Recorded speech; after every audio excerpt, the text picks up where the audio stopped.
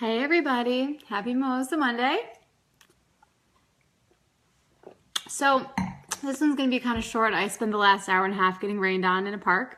I don't want to go home, but I have a fun one for you guys today. So since we are in peak wedding season right now and we're well into our weddings for 2016, I thought I would share with you guys some of the trends that are happening this year. And I have some love it and leave it for you in terms of trends. So some of them are really awesome and they should keep happening, and other ones maybe shouldn't happen anymore. So the first one I want to talk about, and if I've shot your wedding or I'm going to be shooting your wedding, I'm sure that I've either forced you into or have strongly advised that you do a first look. So for those of you who don't know, the first look is the part in the day in which the couple sees each other before the ceremony. And this wedding trend is here to stay. It started probably 3 or 4 years ago, and it should definitely stay. It's a love it.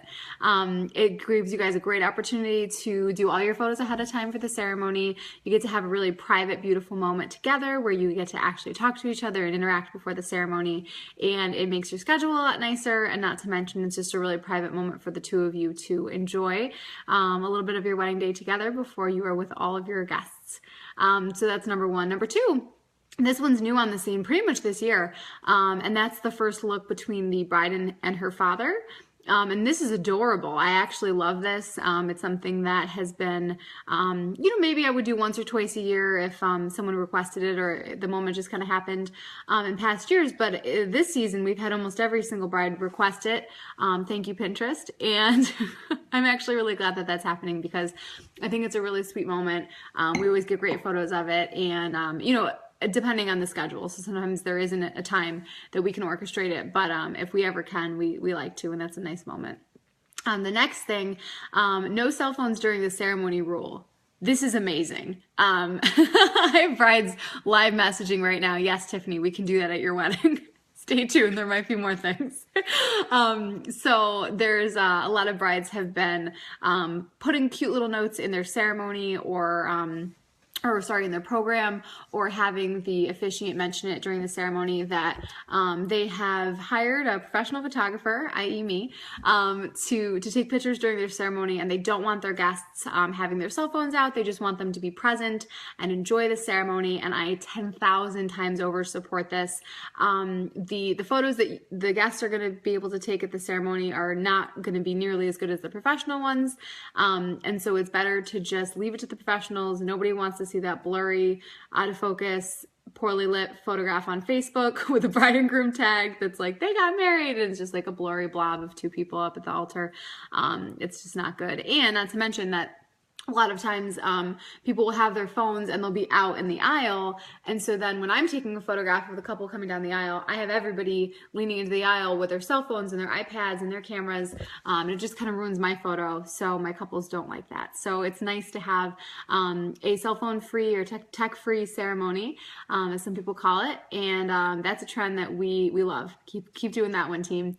Another great one, a lot of brides are doing different bridesmaids dresses for their bridesmaids. So instead of having everyone get the exact same dress, they'll do, just get a black dress, and it can be any kind that you want, or different shades of gray, or any different type of variations of the same dress. It's just nice to let your bridesmaids be able to dress for their body shape. So unless you have like carbon copies of all the same body shape for your wedding party, it's tough to have everybody in strapless dresses or in a high neck, or whatever. You do kind of want your bridesmaids to be comfortable. I know it's some of the brides are like, it's my day, and that's true, it is your day, but it is nice if you have that flexibility for your bridesmaids to be able to dress themselves and have them feel comfortable.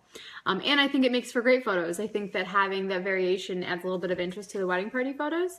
And another trend that I've been seeing too is having the groom in something different than his groomsmen, which is nice as well. It kind of separates him, especially when you're doing a whole group photo.